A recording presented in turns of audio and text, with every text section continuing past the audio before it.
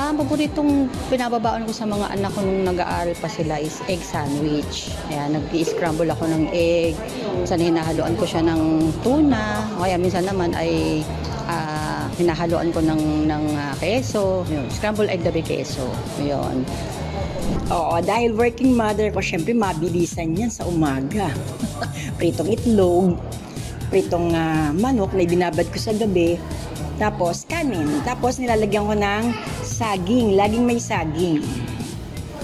Para sa akin kasi gusto ko budget yung lang sakto lang sa pera. Yung lang ba kanin, tapos bibilang ko sila sa tindahan ng itlog. Minsan pag may pag may extra pang pera, bilang ko sila ng ulam na halatan ng bologna, yung mga ganon, skinless. Yun lang yung kaya ng budget. Kapag lunch po, nagluluto ako sa kanila ng mga pork, like yung humba, yung adobo, tapos fried chicken, yun. Kasi yun yung hindi mapapanis, di ba? Yun. Minsan, kapag meron ding mga vegetables, yung halimbawa, yung mga pakbet, chop suey, yun. Tapos lumpia, yun yung mga usual foods na pinapabaon ko sa kanila during lunch. Favorite kasi nila yung fried egg, yan. Tapos tocino, ayan, tapa, hotdog, yun yung usually na gusto nilang baunin sa school. Kasama po natin ngayon ang isang pediatrician and clinical nutritionist, si Doc Mercy Macalintal. Good morning, Doc. Good morning and thank you for having me here in your program. Naku, Doc, kailangan po talaga ang inyong tulong because first of all, tayo naman mga magulang, we desire nothing more than to give our children the best. Pero unfortunately, hindi lahat ng mga nanay natin ay aware po na nakakasama na pala yung pinapakain natin or what we allow our kids to consume. Ano po ba talaga yung mga dietary requirements ng isang growing child? Well, first and foremost, tama yung sinabi mo, hindi lahat ng nanay alam kung ano yung tamang ibibigay. And the list is, their sources of information. Sometimes they are not correct information. We get our informations from several platforms that we have right now. But it is always better to ask their pediatrician, really. Every time that they go and see their pediatrician, it should be an opportunity for them to discuss the growth and development of their child. And the growth and development of a child is being measured on the food that you give, parang halaman, di ba? Nakikita mo kung lumalago, lumalaki.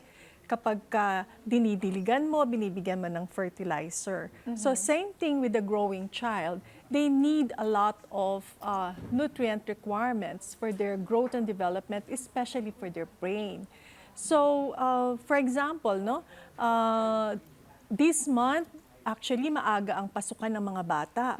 So, and majority of the mothers are really concerned. Ano ba yung ipapabaon ko sa anak ko? Tama ba to? Tama ba yung nilalagay ko dun sa kanilang lunch box? Correct. And most especially, tama ba yung pang-araw-araw na pinapakain ko? Kasi one of the major problems that we have really is actually the schedule. They have to wake their children very early. Yes. And also, every day, yan ang task ng nanay. Naku, Isipin. Napakahirap. Isipin kung ano ang ipapabaon, ipapakain sa araw-araw. So, kung gano'n ang tanong natin, alam mo, merong isang pinakamadaling paraan. Number one is, magawa na tayo ng menu cycle. Anong ibig sabihin ng menu cycle? Maaga pa lang paghandaan mo na siya. For example, for this week, these are the baon for breakfast, lunch, dinner, and snacks, and the baon. So that every morning, hindi paggising mo, doon ka pala mag-iisip anong ibibigay ko. So kung ano lang yung available sa pantry mo, sa ref mo, yun lang ang iluluto mo o ipe-prepare mo. But if you make a menu cycle, at least napagplanuhan na, and your children are also being a part of the discussions on what they like. You can bring them to the supermarket or market. to have a choice. Ito yung mommy gusto kong kainin. And in so doing, nakakapag-participate sila, nalalaman nila yung value ng food na nilalagay mo, and they can also participate in the preparation of the food. For example, you give value to the food itself. Like, oy, alam mo, carrots, ang carrots maganda yan sa mata. Or ang milk maganda yan sa bone. So they also have the idea of these foods are important, not like just, eating them, but they should eat it because it helped them to be strong and healthy. So, okay, so we've already planned our menu cycle. Ano po ba ang importanteng laman Lagay, yes. in bawat meal? Or, yes. Well, number one, we have a model called the Pingang Pinoy. So in the Pingang Pinoy, somehow, it gives you an idea of how much food for a particular age to be given. Okay? Yes. Let's say, for example, for a 5-year-old, 3 to 5-year-old child, they need at least half of a cooked rice that you put in their lunch box. And in the Pingang Pinoy, by the way, half of it should be fruits and vegetable. Okay? And then the other half is divided again into two, which is your grains and your meat. Okay? So that's how the So per stage po, merong ibang Iba-iba, proportion ng Pingang yes, Pinoy? yes, And where yes. can they find this guide? Actually, they can download it in the FNRI website. FNRI, Yes, which Food and means? Nutrition Research Institute of the Okay. Philippines. It is the agency of our country that is responsible for telling us what is the right food to be taken at a particular age and what are the nutrients these children should be taking on a regular basis. Bakit po merong iba-ibang stages? Because halimbawa, yung 3 to 5, bakit ano po ba yung important dietary requirements ng isang 3 to 5 compared to, let's say, an 11 to 15, for instance? Wow, ang ganda ng tanong mo, Pia. Of course, these children, the younger they are, the more nutrients that they need because of their growing stages, right? Their brains, their muscles, and their immune system compared to a bigger one. However, with regards to the amount, of course, anatomically, the stomach of a 5-year-old is smaller compared to an 11-year-old child. So the amount of food is basically the same, but the quantity is different because anatomically they can easily get full. They cannot eat a 1-plate rice. So it's just the serving size that, It's the serving sizes that is varies. that varies. Pero But yung proportion halimbawa ng proportion is the carbs to same. protein to It's fruits the and same. vegetables, it's the same thing. Okay. Ano pa po? Baka sabihin ng mga nanay, okay, so meron naman ako nilalagay na kanin, meron ako nilalagay na protein, pero ang source ng protina nila ay galing halimbawa sa delata. Ito po ba yung okay lang? As long as ma-meet yung protein requirements ng isang bata. Okay. Alam mo, totoo yan. Kasi sa ngayon, napakamahal ng bilihin. Not all families can serve quality meat, no? Or fresh. Or fresh meat. Meron naman tayong mga substitutes, no? So you have to remember, by the way, meron tayong tinatawag na, kasi majority of the mothers, pag tinanong mo sila, kamusta ang pagkain ng anak mo? They will tell you na, balance naman po, but there is actually a way of measuring if your child is really eating a balanced diet, which means that they are receiving the right nutrients for their growing needs. So, Paano ito yung tinatawag na MDD or Minimum Dietary Diversity. Ibig sabihin nito, Taas po. Paano po natin Yes. more understandable, okay, more ang ibig sabihin lang relatable. nito ay dapat nakaka-receive ang inyong mga anak ng 4 out of the 7 or 4 out of the 7 food groups more or less, siguro alam naman natin kung ano ang mga food groups, di ba? So these are your Fats. no, Hindi. not fat. Hindi ko nga alam. Oo. So the Ano food po ba groups, yun? ang food groups natin yung mga dairies. Okay. Dairy, protein, No, not the carbohydrates. Naku po. No, not Bagsak that. na ako, Kevin. So the food groups that we have are actually the fruits, the vegetables, the meat, the dairies, the legumes.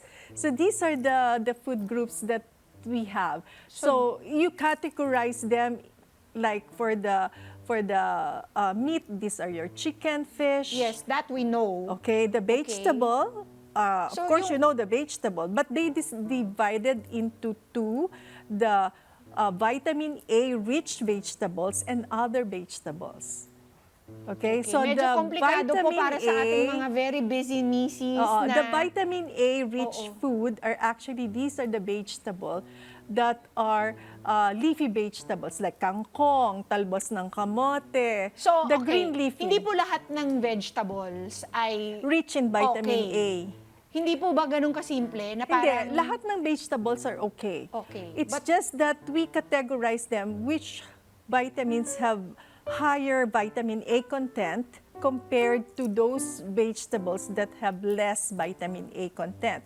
For example, So your sa isang carrots. baon, kailangan merong vitamin A-rich vegetables. Yes, Hindi like- lang vegetables in general. Sana, preferably, these are your kangkong, di ba? Mag-adobo ka ng kangkong. Mura lang ang kangkong ngayon. I think ang isang tali, 24 pesos. So sa isang pinggang Pinoy po, halimbawa, for a 3 For a to guide. 5-year-old, Oo. meron po tayong Yes. 20% vitamin A, ganun po ba? 10% vitamin C, ganun po okay. ba? Maganda yung tanong mo kasi more or less, dun sa pinggang Pinoy, let's say for example, sasabihin nila for that age group, half of cooked vegetable. Pag sinabi mong half cook of kangkong, more or less, they gonna meet the requirement for that particular amount. Because you cannot measure the exact amount of vitamin A in a kangkong. No, So I mean it's to just a say- proportion. Hindi, based on what you're saying, dapat merong vitamin A rich, merong vitamin D rich, vitamin K rich, ganun po ba yun? Hindi naman isa-isang vitamins kasi more or less, lahat ng kinakain natin, merong vitamins naman talaga. Okay, so I just wanna make this as simple as possible dun sa mga nanay pong nanonood ngayon. So ano po yung pinaka-importanteng dapat nilang ilagay sa baon ng kanilang mga anak? Dapat may vegetable, dapat may flesh, katulad halimbawa ng fish, katulad ng meat, katulad ng pork, chicken, yan. Meron din tayo dapat dyan na fruits and meron din tayo dapat dyan na grains. Okay, No? ano po yung mga kailangan nilang iwasan? Yung kontian na lang nila, if none or none at all. Simple sugar. Katulad ng... Let's say, for example, majority ng nakikita nating baon, yung mga tinapay, cookies, and then yung mga sugary drinks like juices, no? Pwede naman tayong magpabaon sa kanila ng iluluto natin sa bahay, hindi lang yung binili sa supermarket, inilagay. I know a lot of mothers are very busy with their work.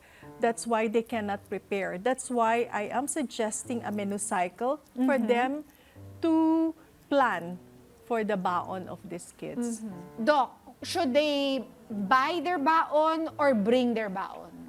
Well, sometimes you cannot control what they buy in the school. So preferably, But you can control the money you give them. Yes, and especially you can control the baon, the quality of the baon that you can. So baon, your not buy. yes. Opo.